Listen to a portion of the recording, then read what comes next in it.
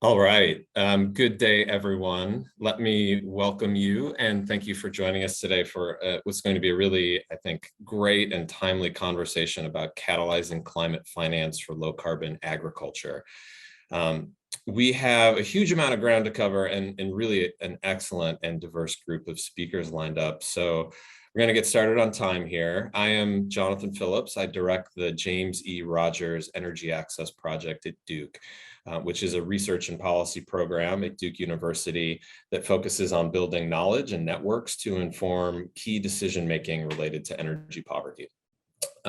So we have about an hour and 15 minutes allocated for this event. So please plan to stay with us until about a quarter past the hour, the next hour, if you can. We will save some time at the end of the program for questions, so please submit them at any time using that Q&A button, and we'll answer as many as we can. Also, I think we have the one-way chat enabled, so if you're having any technical problems, let us know, and we can try to help you out. So we're going to try to organize this discussion in two pieces today. Segment one will be a conversation with three researchers who have been looking at investment in the agriculture sector in low and middle income countries. They will sort of set the table for us in terms of where climate investment is going today, the relevant technologies and business models in the agriculture space, and outline some of the challenges and opportunities the sector is facing. We'll have about 20 minutes for that piece. And then we'll switch over to a panel of 6 different climate investors that are pioneering a range of different approaches to give us a flavor of where investment in the sector may be headed and what needs to happen to leverage additional capital. And we should have about 40 minutes for that piece. So let's dive in. I think when we think of economic sectors that are central to livelihoods and development, central to climate change, and also central to how resilient populations are to climate change, agriculture really stands alone. Small scale ag produces 80% of the food and 40% of the jobs in sub-Saharan Africa and South Asia. Food systems globally are responsible for about 1/3 of greenhouse gas emissions. Yet, the sector is almost invisible as a destination for climate investment. And that's obviously a big problem for anyone interested in a just climate transition. And I think especially at COP26 in Glasgow and the lead up to it, there has been a clear call for greater focus on adaptation, especially in climate vulnerable countries, and especially the need to find ways of getting the private sector more involved because of the scale that can come with more commercial approaches. So clearly, I think this ground is beginning to shift, and we have a pretty clear understanding of the investment challenges, and a range of key organizations are now acting. So the purpose of the event here today is really to share some of these developments more widely, and hopefully engage many of you and your organizations on these issues and help to bring scale to some of the models that are emerging. Scale. I think that's one of the buzzwords that we'll hear repeated today. So without further ado, I would like to welcome our 3 researchers, experts. If you would turn on your cameras, please. I will introduce each of you first, and then we can dive in. First, we have Daniela Kiriak, who is a senior consultant for climate finance with the Climate Policy Initiative. Hi, Daniela. Hello, Jonathan. Hello, everybody. Next, we have Jonathan Casey, who is Climate Change Manager for Commercial Agriculture and Smallholders in Agribusiness. Hi, Jonathan. Thanks for being with us. Hi, everyone. Great to be here. Thanks. And last but not least, Victoria Plutchak, my colleague here at the James E. Rogers Energy Access Project. She's a senior policy associate. Hi, Victoria. Hi, everyone. Excited for this conversation. Great. So Daniela, let's start with you. You and your colleagues at CPI have really done a remarkable job in assembling a data set that allows us to analyze climate finance flows. Could you give us your overview of, what's happening, especially in the ag sector, adaptation versus mitigation investment and important trends that you're seeing? Sure. Thanks so much, Jonathan, for the introduction, and thanks for having me here. It's really a really exciting discussion. So maybe I'll start with just a couple of words about CPI for the people in the audience who might not be familiar with us. So we're an analysis and advisory organization with deep expertise in finance and policy. And we are best known as a leader in tracking sustainable investment trends, identifying innovative business models, and supporting the solutions that can drive a transition to a low carbon and climate resilient economy. And to come back to your question, our flagship report called the Global Landscape of Climate Finance, we published last year in December, showed that the global finance reached $632 billion in annual average for 2019 and 2020. We do see an upward trend in the past decade in terms of the total climate finance, but the figures are nowhere near the estimated needs that are around 4.5 to 5 trillion annually.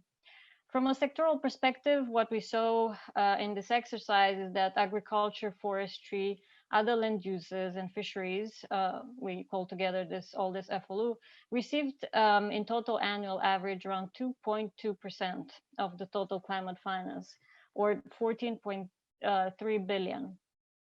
And this figure is lagging behind other more energy intensive sectors, like, for instance, energy systems got 53% of the total climate finance, transport got 28%, buildings, infrastructure, and industry got 6%.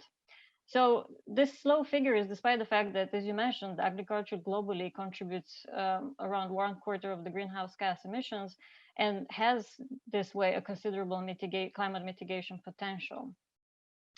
To go deeper into the topic of agriculture, we conducted a separate research at the end of 2021, and we looked at climate finance for small-scale agriculture, which is prevalent in developing economies across sub-Saharan Africa, Southeast Asia, and Latin America.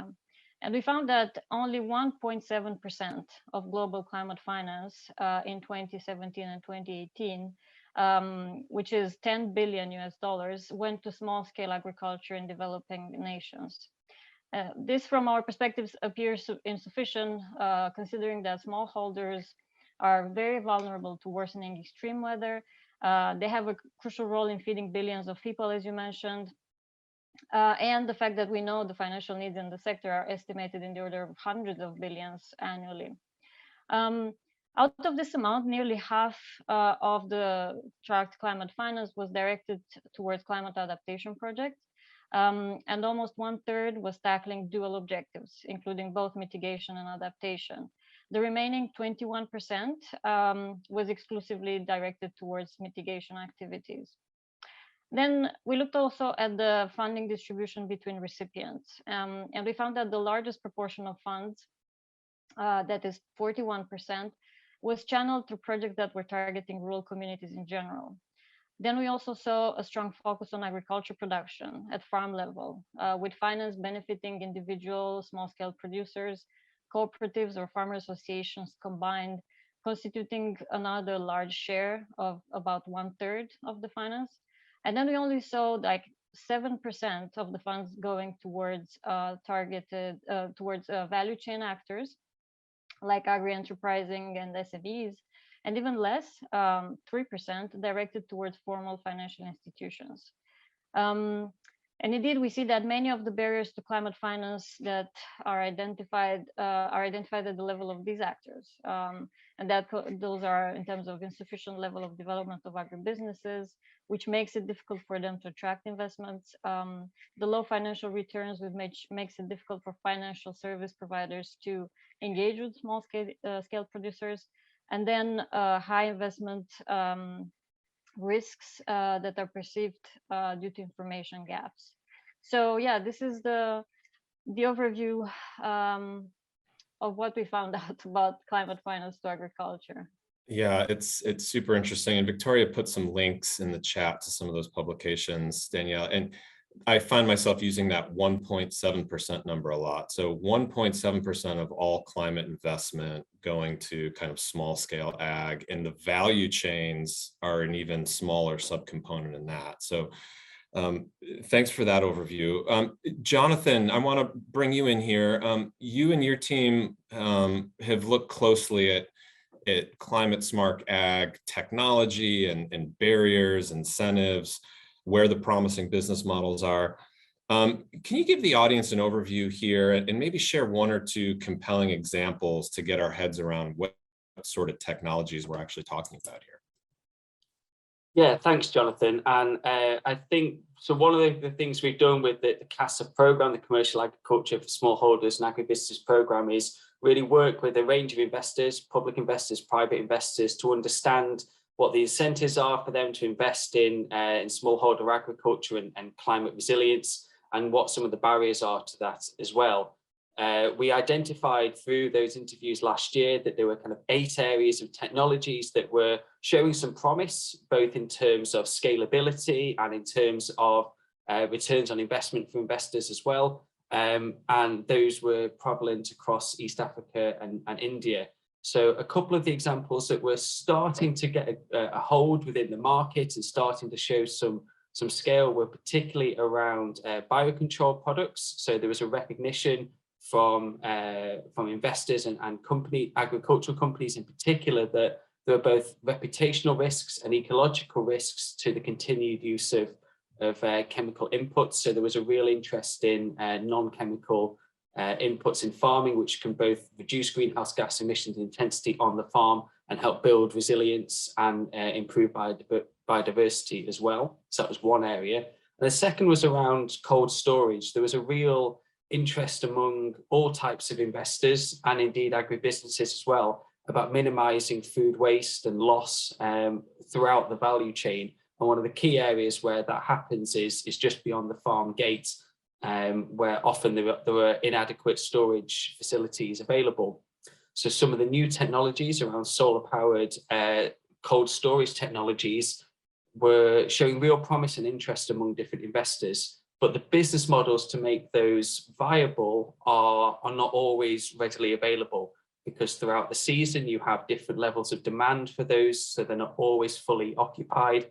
So we're starting to see now some examples of some really innovative approaches to diversifying income generation, where the climate benefits aren't yet necessarily monetizing, or they're unable to monetize the climate benefits from those technologies, but they are able to leverage other types of income streams beyond just the service provision. So, for example, there was a solar-powered cold storage technology provider in India that was actually making the majority of its income through warehouse receipt financing. So it's kind of commission-based work on supplying credit to smallholder farmers based on the goods they held within cold storage facilities, outweighed the income that they were generating from renting out the space in those facilities itself. So that gives it one example of where some of these kind of small and medium enterprises that are developing some of these innovative technologies are also developing innovative business models to help grow their businesses and attract investment. And we can see that this kind of, it's analogous, I guess, to the earlier stages of the solar home system markets in East Africa, for example, where the pay-as-you-go models were starting to take off and starting to then grow a base of customers. But I would say that on the whole, what we found was that there was a lack of understanding, really, particularly from private and commercial investors, of what climate smart agricultural technologies are. Some of them were able to name, for example, solar-powered irrigation as a technology, but many were unaware of the wider range of climate smart agricultural technologies that can be highly beneficial both in farming and also potentially generate returns on investment as well. So I think what we found was that there's a real need to educate the wider kind of investment community on the range of technologies that are available, the innovation that's happening in the space, to encourage them to invest at an earlier stage and support the growth of some of these SMEs as well. And ultimately, the kind of the critical barrier really to greater uptake and greater scale remains something which isn't unique to this issue, but is is still a critical aspect of that, is the access to credit for both smallholders and for agribusinesses as well. That remains the major bottleneck on the demand side. So if we can start to address that, there's real interest, there's real potential there for addressing this enormous market and this enormous demand for these technologies as well, which would soon start to snowball greater investment into the sector. And I think just one final kind of comment to make as well in terms of what we found was that there are the real challenges actually in terms of kind of what Daniela picked up on in her first point, was that there is, for those investors that are particularly keen on investing with a positive purpose, and particularly looking at addressing climate change, the returns that are available from the climate smart agriculture technology side, they're there, they do exist. You can get a return on investment there, but the strength and the maturity of the solar market, for example, and other renewable energy markets are drawing investors more towards that and away from agriculture. So we need to find a way to incentivize many investors to also start to look at the climate smart agriculture space as well. Yeah, thank you, Jonathan. That was a similar issue that we found in our work, that a lot of these companies are facing the identical challenges that every other company might be facing in these rural markets, like access to credit. It's a classic one. But I want to pull you in, Victoria. So we looked at sort of what the climate contributions were of these different types of companies and value chains. Will you unpack that a little bit more for us and some of the key findings in this area? Yeah, absolutely. So this has been a really interesting set of kind of research findings so far. We were really interested here at Duke in partnership with RMI and the Shell Foundation in understanding in what we've been calling kind of the agriculture tech enterprise space, which for us includes solar irrigation, agricultural processing, and cold storage. We have some understanding that there are climate impacts that are coming out of these technologies, but they're not being monetized. I think that's a point that Johnny just brought up. And so our question was why? What do those impacts look like? And what are kind of the key barriers to monetization? So we interviewed 35 SMEs and investors in the space, and kind of a synthesis of their views is this. We found that agricultural enterprises, they require the same kind of finances as any other SMEs, and they're facing the same barriers to accessing growth capital and low-cost debt. And although we have some understanding, and they have some understanding, that they're creating positive climate impacts, they're not really measuring that in any viable way, and they're not monetizing it. So we tried to understand, well, what do those impacts look like to get a better understanding? So we started by looking at mitigation across all of those technologies. And you obviously find quite a wide range from, the potential mitigation impacts of cold storage, avoiding food loss, to kind of our big wow number, which was that if you were to replace a quarter of all diesel generation in India with solar, you would actually be saving on average annually twice the amount of Tesla's 2020 entire global fleet, both vehicles and including solar. I mean, that's a huge number. But when we talked to companies, only a handful, one or two, were actually trying to monetize their carbon benefits. This is for two reasons. One, transaction costs are really high and these are small companies. Two, it's also very expensive to play in this space and they're really budget constrained. So they just weren't monetizing their carbon impacts. But we also acknowledge that for many of these technologies and these enterprises, adaptation was potentially where they were actually making their biggest impact. However, when we talked to people, they didn't necessarily know, what are we counting as adaptation and how are we measuring it? So I'm going to be a little bit cheeky. I know we're not supposed to share slides, but I'm a co-host, so you can't actually stop me at this point. So apologies in advance. Let me just share this one slide with you guys, which was, we talked to a lot of investors and they were really interested in climate resilience and climate adaptation. But even investors who were interested in the space were like, okay, but how are we defining that? And what are the potential measures we could be looking at here? So we kind of did a little exercise where we thought about these three value chains we were looking at. And if you read this little graphic we created clockwise, we moved from potential direct adaptation benefits to potential indirect adaptation benefits to what we were calling kind of adaptive capacity or community resilience benefits.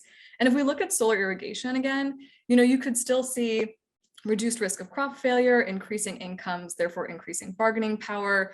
It could add to higher yields, higher quality produce, which could improve food security. And if you're replacing diesel, improve local air quality. And yet when we talked to these companies, they were basically not measuring any of these things, right? They were mostly looking at what are the jobs that they individually were creating. And they were casually asking their customers, hey, how have your incomes been improved by this? It's a great first step, but we could see that you're leaving all of these potential benefits on the table by not considering these other metrics to measure. So I'm not going to leave this up too long, but just to kind of circle back and say, these were huge benefits that were being left on the table. And we saw that impact investors were interested in, they were willing to take lower financial returns for getting increased social, environmental, or climate impact benefits, but they just didn't know, they didn't have the knowledge, they didn't have the data to show that they were making those kinds of impacts, and therefore to make those kind of strategic investment decisions in the space. So that was kind of our big barrier that we left with. As a researcher, our solution is always more research, right? But I'll leave it back over to Jonathan to kick us off. Victoria's breaking rules as my own team member here, and everyone barreled through their time limit. So we've got about 3 minutes left from this group, and I want to maybe just turn back to each of you and give us the 1 minute. If there are viable technological approaches here, and we do see investment, like what is the biggest bottleneck? Is it a policy issue? Is it combining grant capital and debt? And I know, Danielle, I also want to make sure you can plug the CPI's Global Innovation Lab for climate finance, because I think it's been a great source of new financing ideas that are coming out of the space. So you all have 1 final minute. We'll go back to you, Daniela, and Johnny and Victoria. Thanks, Jonathan. Great, exciting findings from Johnny and Victoria. Thanks so much for sharing that. So yeah, I guess I would say that all those factors go together hand in hand. It's difficult to pick one. The one thing we concentrate a lot on at the lab, and the lab, for those, in a couple of words for those who don't know, it's an accelerator program for innovative financial instruments that are driving climate finance. One thing that we focus on is how to de-risk investments in the agriculture space for climate finance. And I'll give maybe one example of one of the instruments that went through the lab, the Smallholder Resilience Fund, which was proposed by One Acre Fund. And the way they want to channel investments is by adopting a synchronized approach at the level of a value chain. And they chose the example of avocado value chain in Rwanda. And so they are trying to, with this investment fund, they're trying to address multiple market failures in the same time. First, by aggregating smallholder production via the One Acre Fund's client base, so linking smallholders with the markets.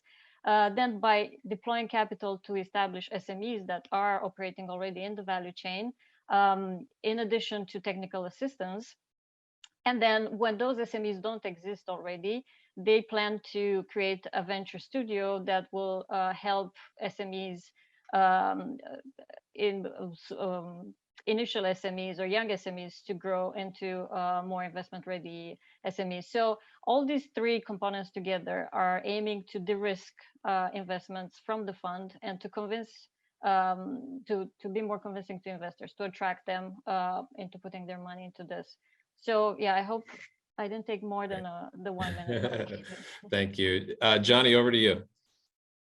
Let's be quick as I can. I think we've got to recognize that not all the adaptation resilience benefits are going to be able to be monetized, and actually that there are some of those will be social gains, or it's really about avoiding loss. So we also need to recognize that there will be some necessity for public finance to ensure that some of these technologies reach scale and reach all the smallholders and small businesses that require them. And I think one of the major bottlenecks is actually in technical assistance. We see that there's kind of a missing middle also of technical assistance, particularly these climate smart agriculture SMEs. There's a lot of technical assistance to get kind of the ideation stage, to get kind of ideas off the ground and prototype things, and then much more for very established businesses as well to kind of grow and bring in, you know, significant amounts of investments.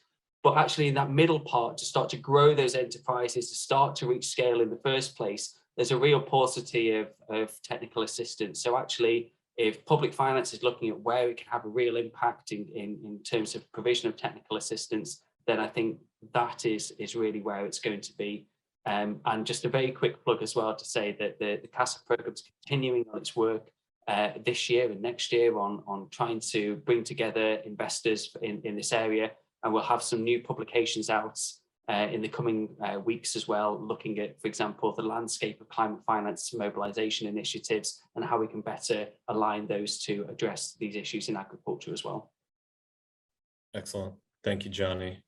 Victoria, you get the last word here. Great. I'll be super fast. So I think I already kind of alluded to it. You know, investors want to understand what the impacts are to help them make strategic decisions.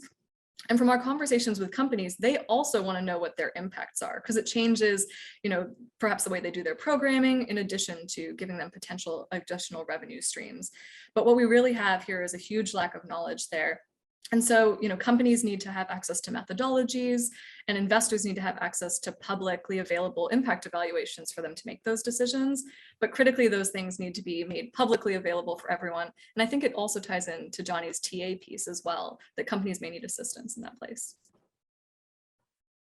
Excellent. Thank you for obeying the rule on the final 1 minute. All right, great. Quick round of applause, virtual round of applause. Thank you for setting the table, and we'll ask our investor panel to turn their cameras on now. I will give a quick intro for this group. First, we have Tanya Kothari, who is a research and advocacy manager for agriculture and energy access with the Shell Foundation. Hi, Tanya. Thank you for being with us. Hi, everyone. Great to be here on this panel. And next we have Gareth Phillips, who is Climate Environmental Finance Manager with the African Development Bank. Hello, Gareth. Hello, everybody. Good morning, good afternoon. Great to be here. Thanks. Chiara Trabacchi is a climate finance analyst and advisor with British International Investment, which some of you might still have filed mentally under CDC Group. But thank you for joining us, Chiara. Thanks so much. Pleasure being here. And you almost pronounced my name correctly, so a big shout. And I'm actually climate change manager at BII, just for that. Thank you. Thank you for clarifying. Rebecca Mincy is investment director with the Acumen Resilient Agriculture Fund. Hi, Rebecca. Hey, everyone. And Tara Gulig, my former coworker from the Overseas Private Investment Corporation, who is now Director for Sustainability and Impact with the Lightsmith Group. Thanks for joining us, Tara. Thank you. And thank you, Jonathan and Victoria, for putting this on. Yeah, absolutely. And last but not least, Hannah Reid, Program Officer for Integration, Evidence, and Learning at the Gates Foundation. Hi, Hannah. Hi, Jonathan. Thanks for inviting me to participate in the conversation today. Yeah, absolutely. Generally, this group really represents kind of the continuum of funds, right? From 100% grant support to blended capital facilities that represent a mix of risk appetites and return requirements, all the way through to DFIs that represent, you know, maybe that last phase right before we might call a technology or market fully commercial. So I want to introduce, I want each of our panelists to sort of introduce their organization's thinking or theory of change about this agriculture and adaptation space, and including any vehicles or approaches that we're taking currently. So Tanya, do you maybe want to kick us off? Thanks, Jonathan. So Shell Foundation is a UK registered charity working towards poverty alleviation through achieving SDG 7. So I think in terms of our theory of change for climate specifically, at SF we want to disprove the popular notion that creating sustainable economic opportunity for emerging economies, which contributes to adaptation. So this versus achieving global net zero goals. They're at odds. This is a popular notion. But we conducted some research last year in partnership with Rockefeller Foundation, where we found that the lowest cost pathway to achieving economic opportunity for the underserved by providing them access to energy, which is SDG 7, which is also our primary focus, and which contributes to adaptation, is also the lowest carbon pathway to do this. So the lowest cost and lowest carbon pathway are the same, and it provides a $200 billion opportunity for climate investors in the African continent alone. So in terms of specific initiatives that we're taking to increase investments into emerging economies, it's multi-pronged. So I'll give 4 examples. One is by de-risking commercial investors to invest in these markets. So our ag energy partnership with FCDO, KC, through which we've provided a guarantee to unlock $55 million of debt funding, which is local commercial debt funding for sustainable agriculture transition in India. That's one example. The second example is creating awareness and understanding of the immense opportunity present in these emerging markets for commercial investors who might not have invested and might not have the resources to invest in understanding emerging markets. So for example, our recent MOU with Nuveen, which is a US-based asset management fund, through which we are helping them build pipeline for their investments as they want to start investing more and more in emerging markets. The third is supporting climate smart innovations to scale. So in agriculture sector, some of these innovations include solutions mentioned by Johnny and Victoria earlier. For example, companies providing access to irrigation as rainfall patterns become increasingly unreliable. So we're supporting a company called Sun Culture for solar pumps, companies targeting food loss, especially at farm gate. So including companies like Inspira Farms, Inficold, cold chain, but also food processing at farm gate. So companies like Esperes Technologies in India, companies providing agri-insurance to smallholder farmers, building their resilience to deal with ever-increasing climate-related shocks. For example, Pula. And the fourth example is we're also trying to support innovations that remove market barriers to investments. So for example, we've worked with South Pole to create a mechanism called the Decentralized Renewable Energy Certificates. And also our partnership with Duke University, through which we are going to aim to remove measurement barriers for adaptation investments, both of which I can elaborate on later in the panel.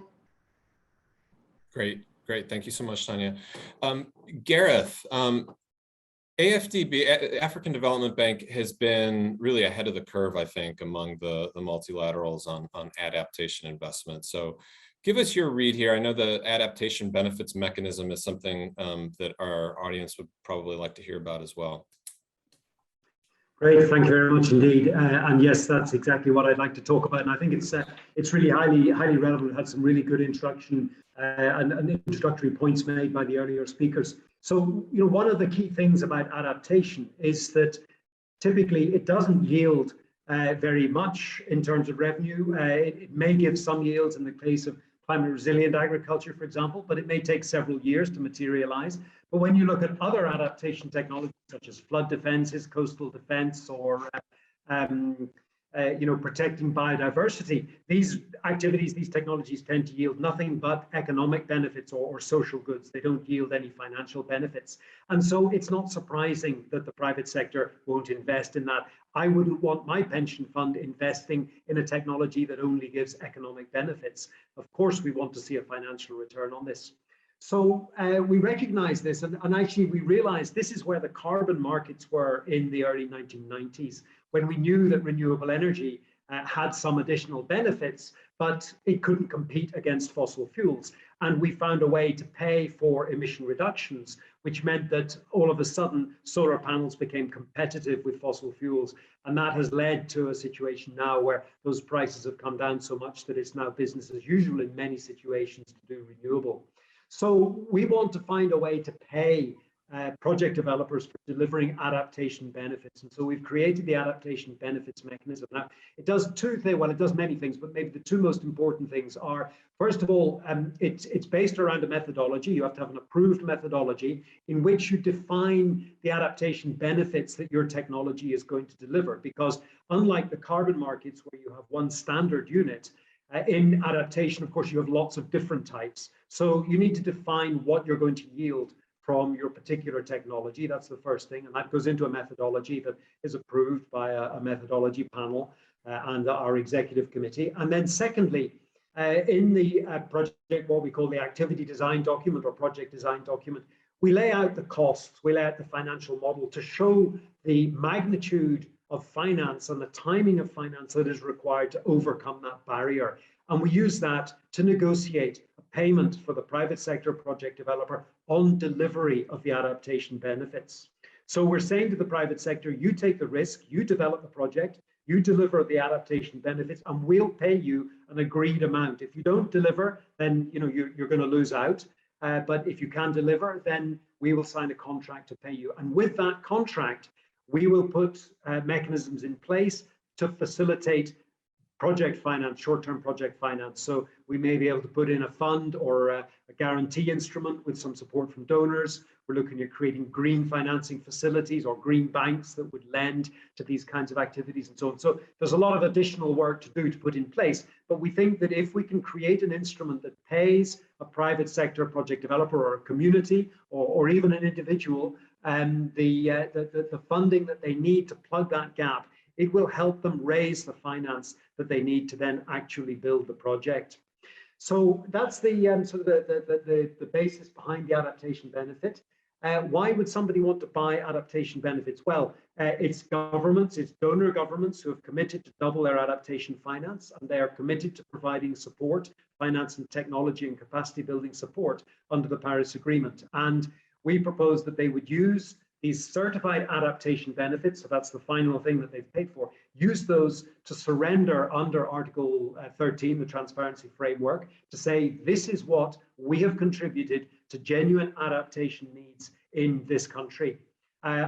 Just then briefly, two last points. First is we need host countries to list what their adaptation needs are in their nationally determined contributions or their adaptation communications. And if they say this is a genuine adaptation need, then anybody could provide funds to support that adaptation need. So we don't need to argue or really debate too much about what adaptation is. If the host country says it's adaptation, then, and if we agree, it's adaptation. And the second point is that at the moment, contributing to adaptation is completely voluntary.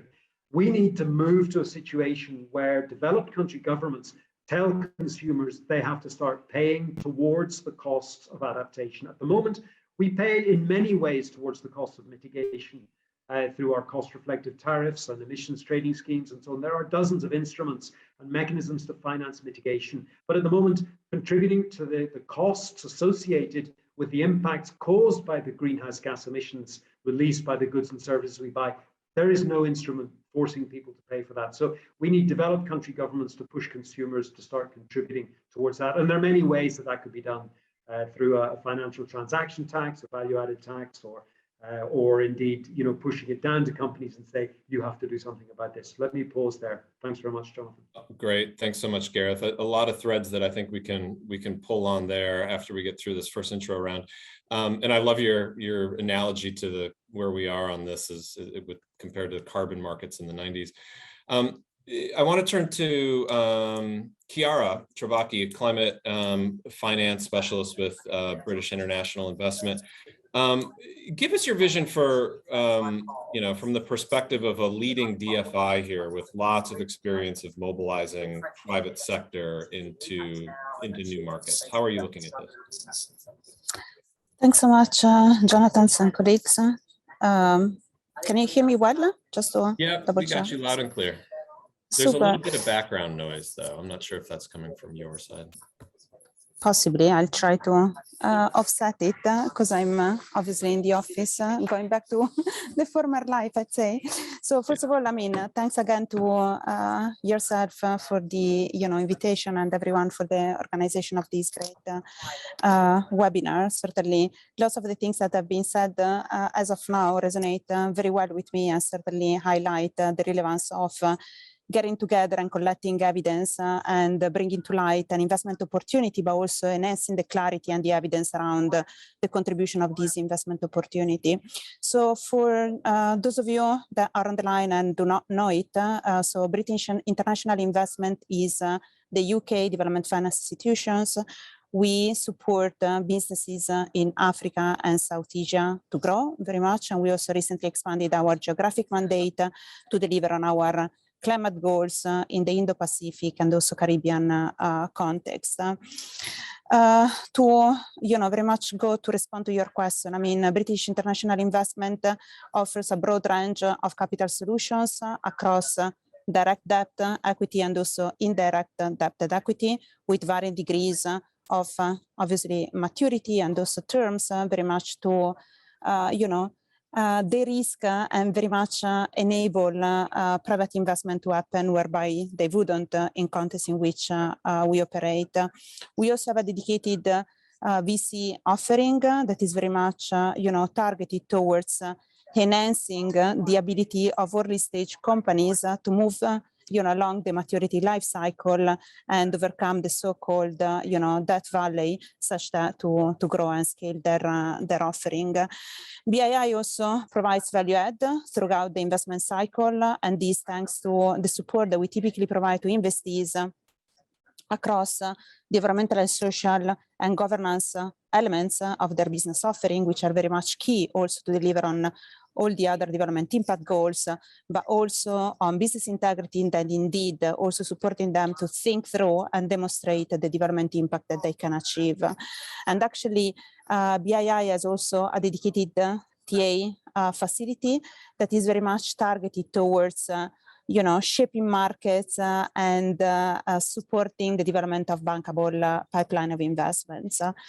Something that I really wanted also to highlight is that impact investors to shape markets and also, strengthen the bankability of early stage companies, very much, look at the ability of different investment to deliver on impact criteria.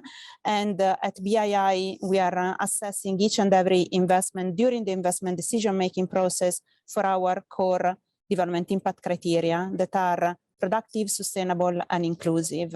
And so we do look, just for going back to one of the points that was raised earlier on, to both at the climate angle as well as in the inclusivity angle, very much to be able to support more marginalized groups, such as smallholder farmers. Something else that I also wanted to highlight is that our approach to investments in these agtech space is very much underpinned by the building blocks of our climate change strategy that very much underpin our ability to deliver on our sustainable corporate objective. And these key building blocks are net zero, just transition, and obviously climate adaptation and resilience. And the context of agriculture offers an opportunity to very much harness the investment opportunities out there to deliver on all these three, building blocks. And these also very much thinking through about how to support the enhancement and the scale up of the availability of those solutions that are very much needed to address localized climate change issues that are very much needed to decarbonize the agricultural sector, but also that are very much needed, to reach the small and the most vulnerable out there.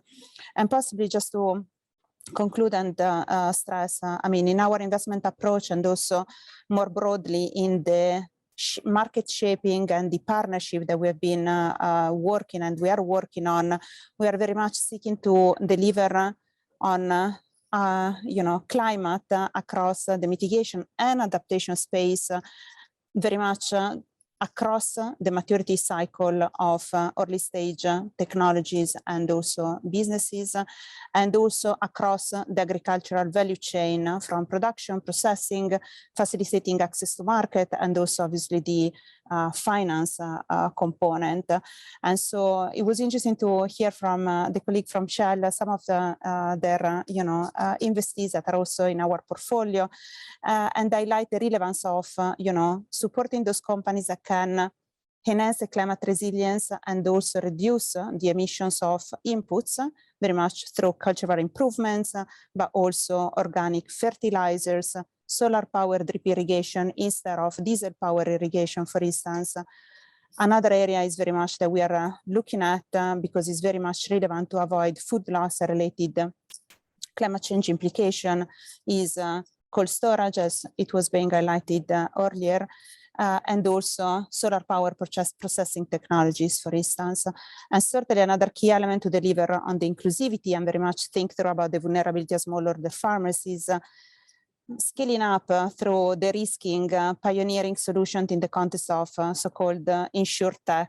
And one of the investees that we managed to support last year, thanks to the support of some concessional capital from our shareholder, FCDO, through a dedicated climate innovation facility, is Pula Advisors, that is a Kenyan insurtech startup that, thanks to its offering, has enabled the very much addressing of all the key barriers undermining access to agricultural insurance underwriting climate perils.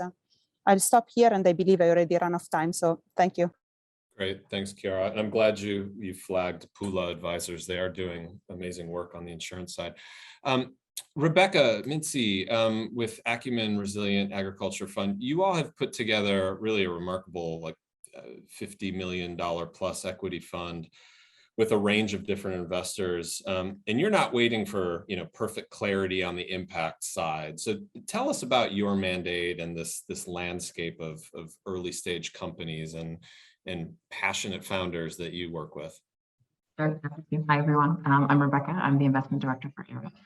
And we are a $58 million VC fund, and we invest in companies that help smallholder farmers adapt to climate change. So this conversation is obviously very timely for what we do and how we do it. I'll spend the bulk of my time talking about the impact side of things, but I'll just kind of flag that we invest equity. We have so far made 6 investments, anywhere between, I'd say, $500,000 and $3 million is our sweet spot. A couple of things that are interesting about our fund is that we have a pre-screening investment tool. So in order to avoid greenwashing, the way that the fund was constructed is that we worked with Winrock International to create a specific screening tool to give us a predictive outcome as to whether or not a company pre-investment is very likely, moderately likely, or highly likely to help farmers become more climate resilient. So it keeps us honest. And then we have Winrock to audit that report before we make an investment. So it very much keeps us honest, and it's a part of our due diligence and investment committee approval process. So I think that's one thing that makes us a little different from other funds.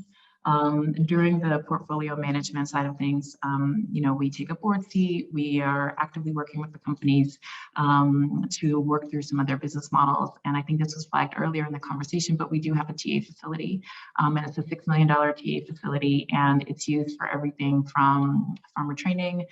It's also used for ESG support. We have an ESG officer inside of our fund to make sure that as our companies scale, they also are incorporating actively ESG compliance along the continuum, and a healthy amount of our TA facility goes towards impact analysis. So a big hello to Dan Hagelin on the phone, who was one of the early believers in what we were doing at ARAF around the importance of measuring impact from a climate standpoint. So basically what happens is once we make an investment, within the first 100 days, we will do what we call a baseline assessment. And so we're assessing for 2 things. We have 2 surveys. One survey is basically trying to understand where the farmer is in terms of, quality of life, yields, income, net promoter score, which is a proxy of farmer loyalty. And then we go back again within about 3 weeks, and then we start to assess the company on farmer behavior around climate resilience. So we basically will ask them questions that help us to understand their adaptive capacity, their absorptive capacity, as well as their ability to access enablers. And so said more plainly, we try to understand, can they absorb a shock? Do they have the savings? Are they having the early warning systems that are in place in order to help them to have a fighting chance when the rains don't come or too much rains come, for example? When it comes to adaptation, are they using climate smart agriculture practices? Are they tilling? Are they doing flood irrigation? Are they using drip? Are they using organic materials? Things like that, we try to better understand. And then access to enablers, we really want to understand, do they have access to credit? Do they have access to insurance? Things like that that we all know and have been kind of articulated on this conversation. We are trying to get a baseline survey of where these farmers are. And basically what we've done is that we go and resurvey the same farmers year over year so that we can see what is actually happening year over year with the farmer, what is actually happening in the context of the farmer, increasing their yields, increasing their incomes. Are they changing their behavior year over year? Because ultimately adaptation is a behavior change play, and it takes time. It really, really does.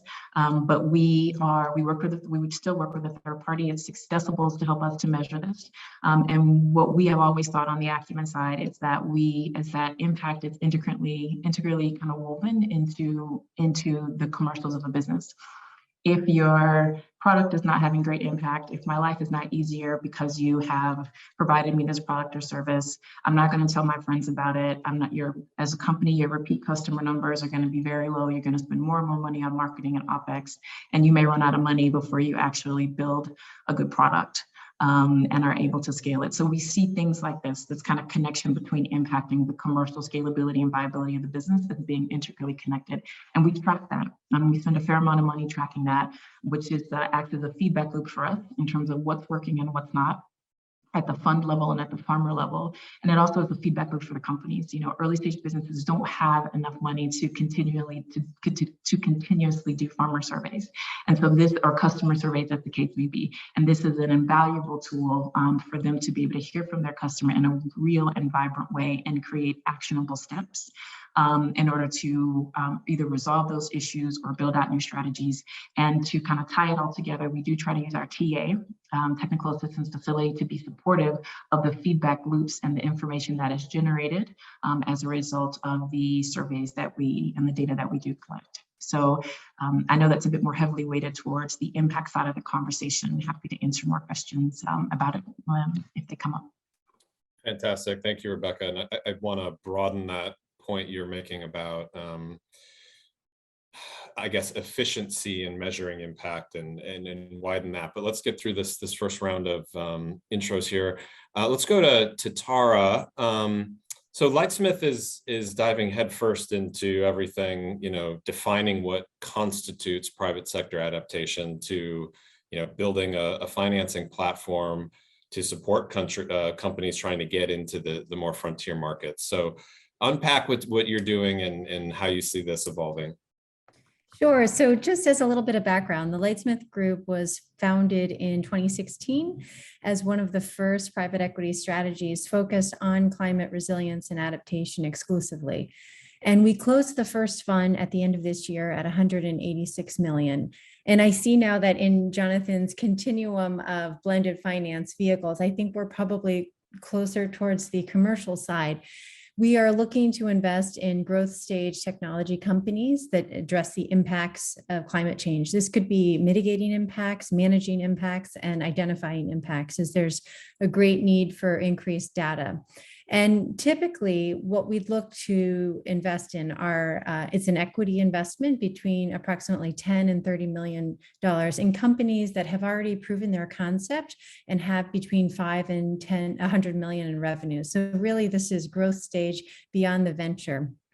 And really, I think the thesis, what it does is sort of question the notion that adaptation has traditionally been a public good and that it's really not attractive or investable to the private sector.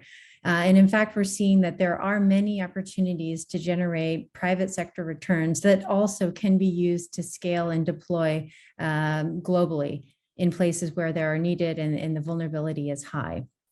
The fund itself is a blended finance vehicle. So we have support from some commercial investors. We also have family offices and foundations such as the Rockefeller Foundation, as well as a number of public institutions, the Green Climate Fund, European Investment Bank, Asian Infrastructure Investment Bank, KfW, the Nordic Development Fund, and the government of Luxembourg.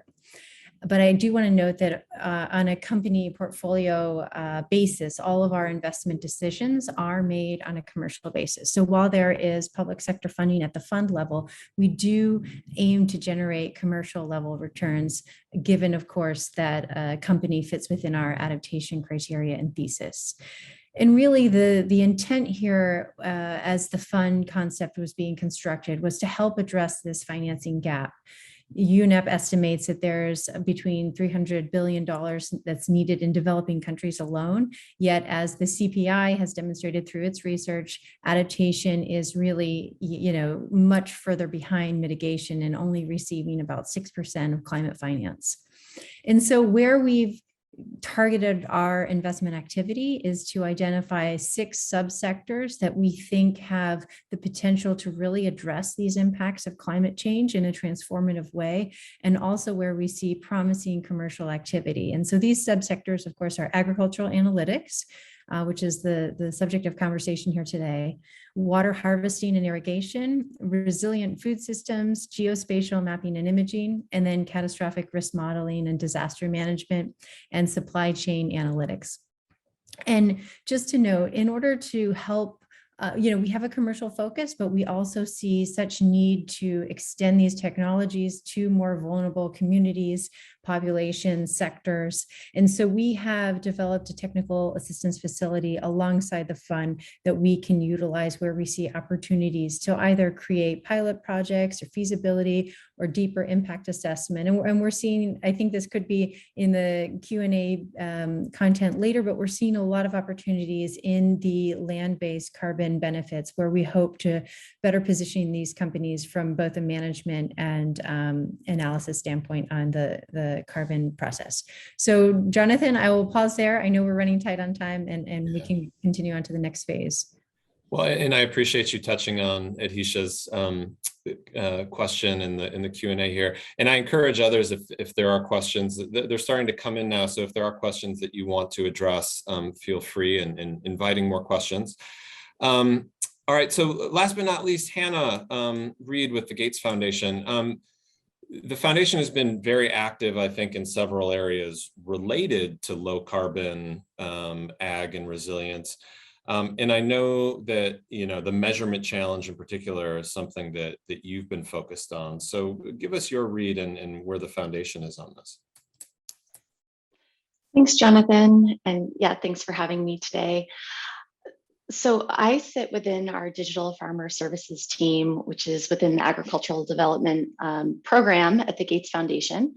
And within our team, we are really focused on investing in promising innovations and models, public goods such as data sets like the digital soil maps, and really investing in supporting the enabling environment to strengthen the ecosystem for all service providers.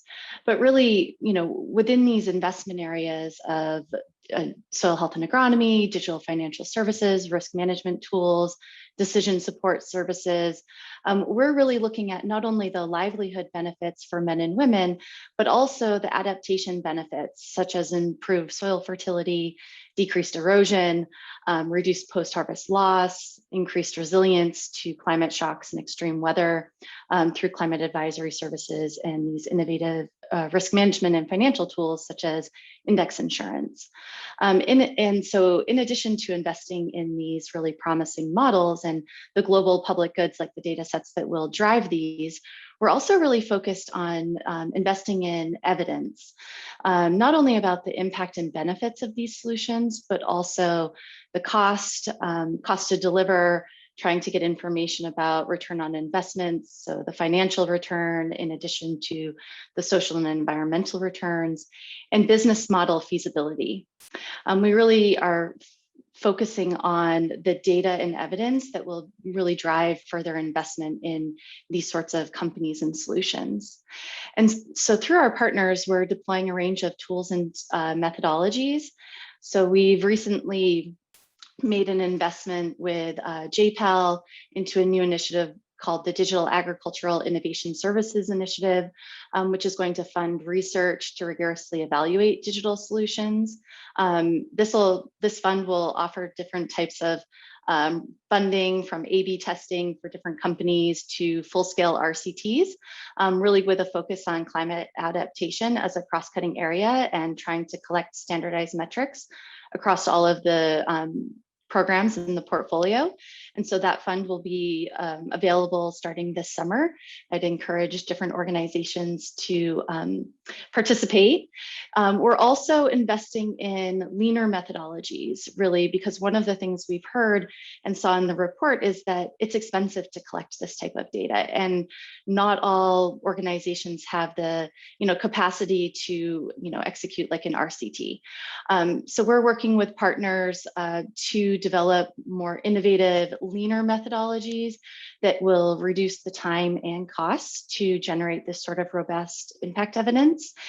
And we're also trying to really understand what is the information that different investors need. So we primarily work through grant funding. We have other financing tools as well. But as we look at that spectrum of investors that you were talking about, I think it's really important for all of us to understand what data and evidence is really required to drive those investment decisions. Is it the monetizing those adaptation benefits? Are there specific benefits in particular that investors are really keen to look at to compare, investment across organizations? And so we really would like to gain greater clarity around what is that information that's required by different types of investors, and then focusing on how can we support the development of those methodologies and tools and the technical assistance mechanisms to make that more available to different companies and organizations as they're on this journey. Back to you. Great. Thanks so much, Hannah. And maybe that's a good segue to sort of broaden this, this conversation. Multiple points were made on sort of this trade-off between, data and the cost of driving that or getting that data, and the reality of small firms with limited resources operating in highly variable markets. So I think we can open this up to anyone. I think Hannah just mentioned it, but Gareth pulled on it a little bit. Rebecca did as well. So, and I know Tanya is doing some work in this area, and she actually got a question while she was presenting on, so who pays for these types of things? And I think it brings up the question of how do you fund this type of data collection or research in a way that doesn't just maybe help one organization or one company, but how do you make that available to help a sector? And how do we make these efforts, publicly available data or shareable across these value streams? So Gareth is showing a hand. So we'll do the hand thing. I like that. Gareth, you're up first. Yeah, great. I wanted to jump in early here because I think this is really interesting. So with the adaptation benefits mechanism, well, I mentioned that we have a methodology, and the methodology includes how you will collect the information that will be used to monitor, report, and verify, and ultimately certify the adaptation benefit. Now, what's very interesting, and here we get deep down into the sort of technical aspects, the adaptation benefits mechanism is a non-market instrument. So it means that the private sector, when you're selling these things, you're not competing for price. You're not trying to find the cheapest possible adaptation benefit, because they're all different. And even the same technology costs different amounts of money in different countries. And that was one of the problems we had with the carbon markets, because the private sector immediately went to the place that was cheapest so they could maximize their profits. So that doesn't happen with the adaptation benefits. And one of the upshots of that is that you can say to the buyer, how much information do you want us to gather, because you're paying for it. So if you want to know absolutely everything, if you want it down to the last household, on the ground surveys and so on, we'll factor that all into the costs that you pay for the adaptation benefit. But if you're happy with a satellite image taken at a certain time of year to show that the crops are growing because they've been irrigated when there hasn't been rainfall, we can do that very cheaply, and you can put most of your money towards the technology that you care about. And it doesn't, of course, we need to have good monitoring information, and we need to know these things are genuine, but we're using these, as we see in the adaptation benefits mechanism and under the Paris Agreement, we're using them for reporting. We're not using them for compliance. And that's a big difference. So you can report the information, report what you've done. There's no there's no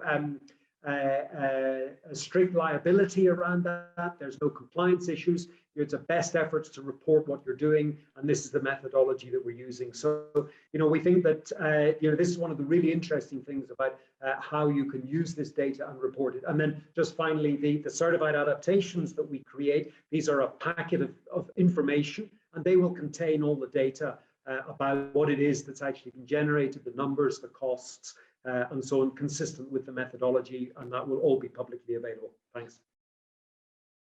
Great, thank you, Gareth. Anyone else want to jump in on that one?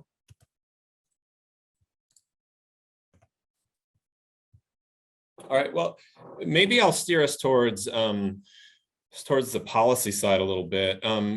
Gareth had mentioned kind of the relevance of NDCs here, and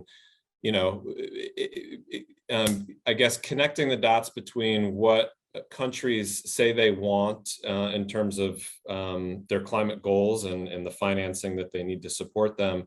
And it seems like there is a bit of a disconnect sometimes with the lanes that some of these private sector companies are running in. And I'm wondering if anyone wants to weigh in on sort of what would you like to see on the policy side to stimulate investment in these value chains, or markets where you are operating that are good templates to hold up on certain issues that you think are very important.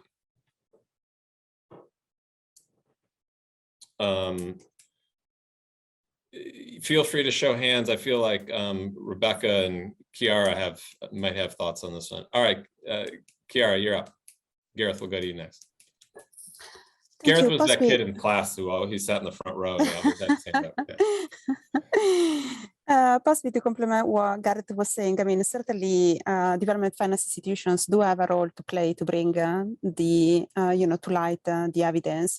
And certainly it is an area where BII has been working on and is keen to continue to work on, also including under the so-called Adaptation and Resilience Investors Collaborative, that is a group of development finance institutions working together on these hard to crack nuts, including these indeed measurement and evidence around climate adaptation and resilience. Going back to your last question around the enabling environment, what governments can do. I mean, certainly I believe they have a strong role to play, given that they are shaping the context in which companies operate and thereby need to thrive, and also the incentive for users and investors. And in particular, I believe, they have a key role to play in providing support to innovation, so to early stage companies, tech innovators, to tax breaks, for instance, incentive very much to ease, the doing business. It is also about fostering and enhancing the uptake of those solutions, removing those harmful subsidies. Think about, harmful pesticides or fertilizer, and how to increase incentives for leveling the playing fields and enabling the growth of bioorganic fertilizers market, for instance, which are very much key to maintain the fertility of soil over time and ensure the ability of farmers to, grow their produce. And certainly it is also about, if I'm thinking about all the different business models to enable access to solutions to the last mile, to the smallholders. I mean, digital solutions are key, but we really need also the digital infrastructure in place, strong networks, connectivity, and also very much, skilled laborers. So again, also building capacity and capabilities is key to enable this market to thrive, and also enable smallholder farmers to go beyond the traditional barriers around the behavioral change with respect to the uptake of new ways, of new solutions to the way they have been operating possibly for many years. So again, incentives and regulatory regimes are key to enable the growth of these solutions and also the uptake of those solutions in the context in most in need. Great. Gareth, over to you. Yes, thanks. Indeed, I'm sorry I'm so keen. I don't want to hog the floor. But look, I think I mentioned it briefly in my introduction. I think we need two things. Developing country governments need to articulate their needs if we had an NDC that said, we have 100,000 smallholder farmers who need to transition to climate resilient agriculture, then this would be a very clear message that donor countries could then say, okay, we can work to help those farmers to do that. But at the moment, we don't have such specific or clear indications of needs from developing countries. And I think I'd really like to see that coming forward in either NDCs or national adaptation plans, or indeed these adaptation communications. And then secondly, we need developed country governments to tell consumers that they have a responsibility to contribute towards the costs of adaptation to climate change, because it's through the consumption of goods and services that we have caused the problem, and it's only fair that we now contribute towards the costs of that. Thanks. Great points. I'll just Rebecca, quickly, jump in. I'll just quickly add, because I'm thinking about some of the policies that have been put in place before that, they just didn't go anywhere. I'll give you an example. There's aquaculture, and the World Bank years ago put in a lot of money here in Kenya for aquaculture, and there aren't that many fish farms today. There is a slight increase in aquaculture, but not that much.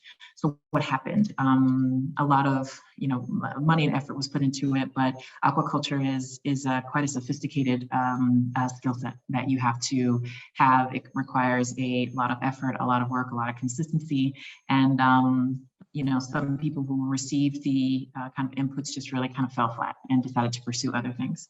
So I think that from a policy standpoint, I'm a bit of two minds about this, but I'll put it out there. I do think that there is the need for the right type of subsidies and the right value chains. And what do I mean? Or the right subsectors. So take a situation like irrigation. So I've been traveling a bit, I'm back in Kenya, and there's no milk on the shelves. Why? Because there's a drought a couple weeks ago, and the price of milk has doubled at the farm gate. It's running out. Thankfully, the rains have returned, so we're expecting to have milk back on the shelf soon. But what we know from a drought standpoint, and we know about solar irrigation, if a lot of times irrigation pumps are used to provide water to livestock. And so, for example, if there's a way to incentivize farmers to use alternate types of irrigation, so irrigation pumps, for example, maybe there's a subsidy, a 20% subsidy or 30% subsidy, for the price of solar irrigation pumps, then you can, attack things like increasing your GDP, because then yields will go up, farmer incomes will go up, the income generated on the national level from increased yields. So I think there's a strategic way to use subsidies in the right subsectors that I think is very interesting. Obviously, we as investors can be a little bit concerned about the overuse of subsidies, but I think timed and in the right places where there's really an incentive on the behalf of the farmer to change his or her behavior can be well thought out. And I think the other bit that I would add is just there's a lot of, I think, awareness raising that needs to happen, particularly among soil testing and insurance.